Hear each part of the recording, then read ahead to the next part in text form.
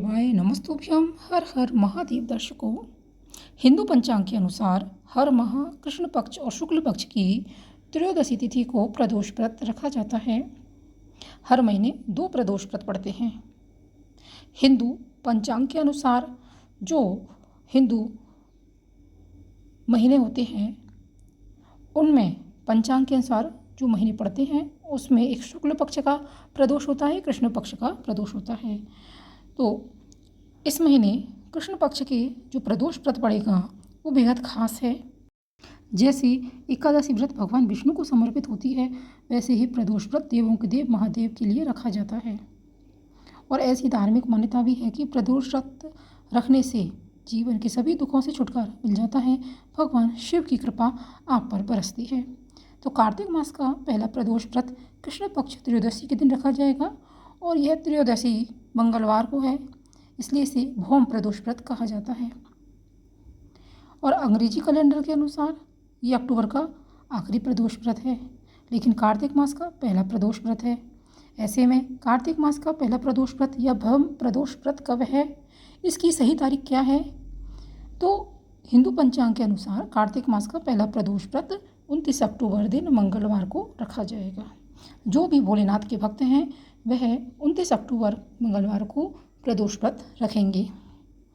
भौम प्रदोष व्रत के दिन भगवान शिव की पूजा के साथ हनुमान जी की भी उपासना की जाती है। कार्तिक मास के पहले प्रदोष व्रत के दिन ही धनतेरस पड़ रही है, इसलिए यह व्रत और भी ज़्यादा खास हो जाता है।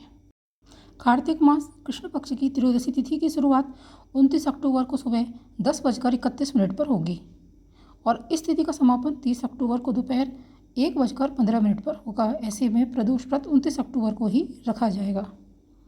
प्रदोष व्रत 2024 पूजा का शुभ मुहूर्त। प्रदोष व्रत में सूर्यास्त के बाद भगवान शिव की पूजा का विधान है। इस बार भौम प्रदोष व्रत की पूजा के लिए आपके पास 2.5 घंटे का समय होगा। पूजा के समय हस्त नक्षत्र रहेगा। भौम प्रदोष व्रत पूजा मुहूर्त 29 अक्टूबर की शाम 5:17 से लेकर रात के 7:56 तक प्रदोष काल में पूजा का शुभ मुहूर्त बन रहा है। प्रदोष व्रत का महत्व।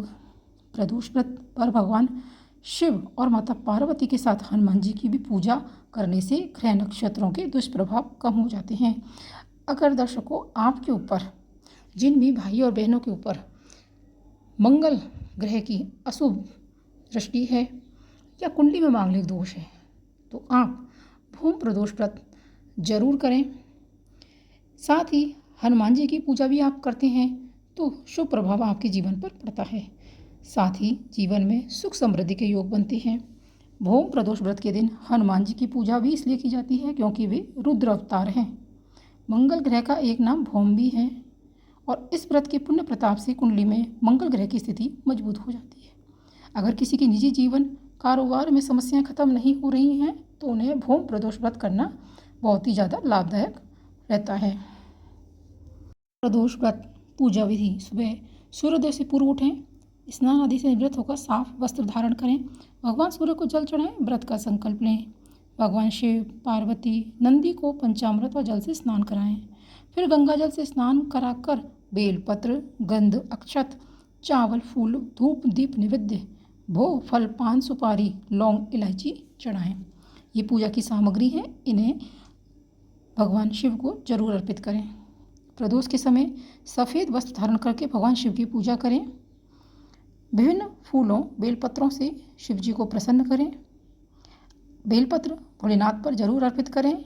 शिव जी की पूजा करते समय शिव पुराण और शिव स्तुति जरूर पढ़ें। शिव जी की पूजा के बाद आरती करें और हो सके तो भजन जरूर करें।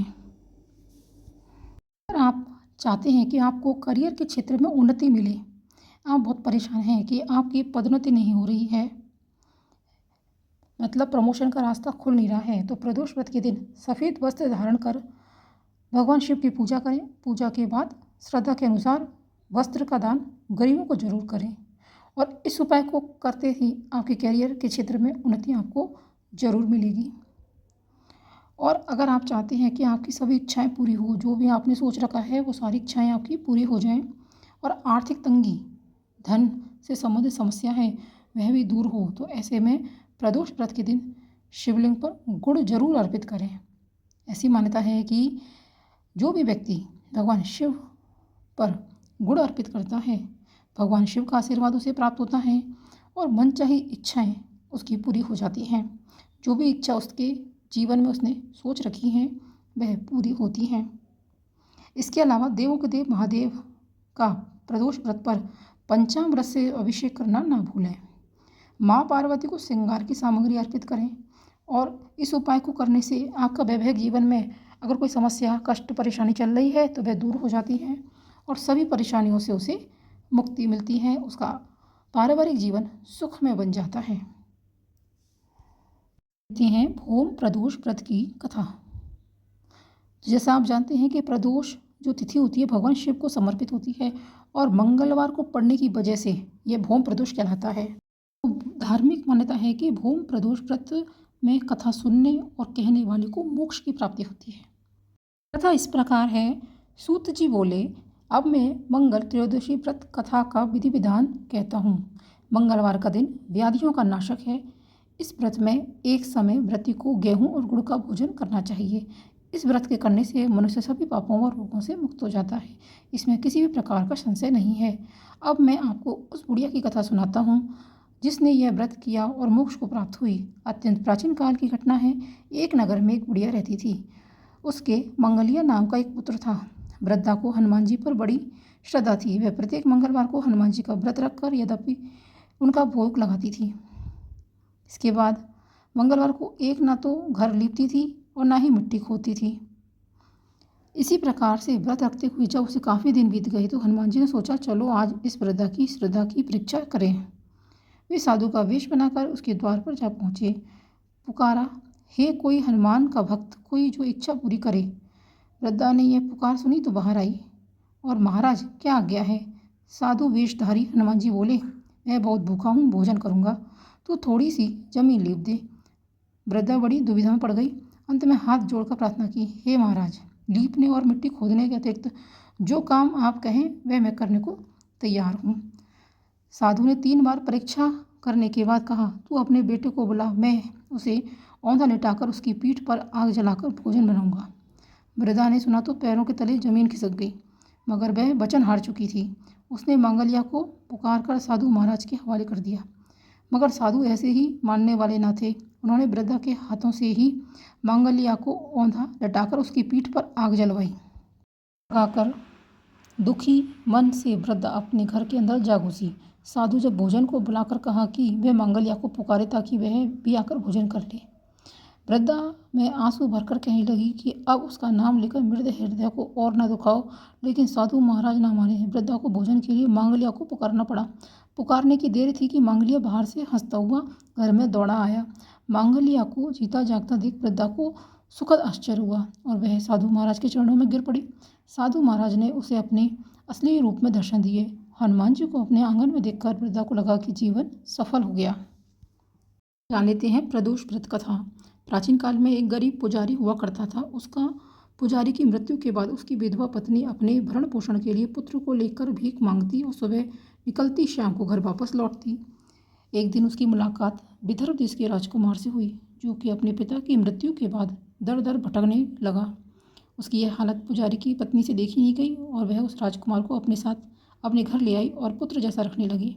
एक दिन पुजारी की पत्नी अपने साथ दोनों पुत्रों को शांडिल्य ऋषि के आश्रम में ले गई। वहाँ उसने ऋषि से शिव जी के प्रदोष व्रत की कथा सुनी तथा घर आकर भी वह प्रदोष व्रत करने लगी। एक दिन दोनों बालक वन में घूम रहे थे। उनमें से पुजारी का बेटा तो घर लौट आया, परंतु राजकुमार वन में ही रह गया। उस राजकुमार ने गंधर्व कन्याओं को क्रीड़ा करते हुए देखा तो उससे बात करने लगा। कन्या का नाम अंशुमति था। एक दिन वह राजकुमार घर से देरी से लौटा। राजकुमार दूसरे दिन फिर से उसी जगह पहुंच गया जहां अंशुमति अपने माता पिता से बात कर रही थी। तभी अंशुमति के माता पिता ने उस राजकुमार को पहचान लिया और उससे कहा कि आप तो विदर्भ नगर के राजकुमार हो ना, आपका नाम धर्मगुप्त है। अंशुमति के माता पिता को वह राजकुमार पसंद आया और उन्होंने कहा, शिव जी कृपा से हम अपनी पुत्री का विवाह आपसे करना चाहते हैं, क्या आप इस विवाह के लिए तैयार हैं। राजकुमार ने अपनी स्वीकृति दे दी तो उन दोनों का विवाह संपन्न हुआ। बाद में राजकुमार ने गंधर्व की विशाल सेना के साथ विदर्भ पर हमला किया और घमासान युद्ध कर विजय प्राप्त की। पत्नी के साथ राज्य करने लगा। वहाँ उस महल में वह पुजारी की पत्नी और पुत्र को आदर के साथ ले आया, साथ रखने लगा। पुजारी की पत्नी और पुत्र के सभी दुख दरिद्रता दूर हो गई और वे सुख से अपना जीवन व्यतीत करने लगे। एक दिन अंशुमति ने राजकुमार से इन सभी बातों के पीछे का कारण और रहस्य पूछा। तब राजकुमार ने अंशुमति को अपने जीवन की पूरी बात बताई और साथ ही प्रदोष व्रत का महत्व, व्रत से प्राप्त फल से भी अवगत कराया। उस दिन से प्रदोष व्रत की प्रतिष्ठा और महत्व बढ़ गया। मान्यता अनुसार लोग यह व्रत करने लगे। कई जगहों पर अपनी श्रद्धा के अनुसार स्त्री पुरुष दोनों ही यह व्रत करने लगे। इस व्रत को करने से मनुष्य के सभी पाप और कष्ट नष्ट हो जाते हैं और मनुष्य को अभिष्ट फल की प्राप्ति होती है। दर्शकों, आपने इस वीडियो में जाना प्रदोष व्रत कब है, शुभ मुहूर्त, पूजा विधि, व्रत कथा, महत्व और विशेष उपाय। अगर आपको ये वीडियो अच्छा लगा है तो इसे ज़्यादा से ज़्यादा लाइक कीजिएगा, शेयर कीजिएगा। चैनल पर नए आए हैं तो चैनल को सब्सक्राइब अवश्य कर लीजिएगा। कमेंट बॉक्स में भोलेनाथ का एक प्यारा सा नाम जरूर लिख दीजिएगा। ओम नमः शिवाय, हर हर महादेव, श्री शिवाय नमस्तुभ्यम। धन्यवाद।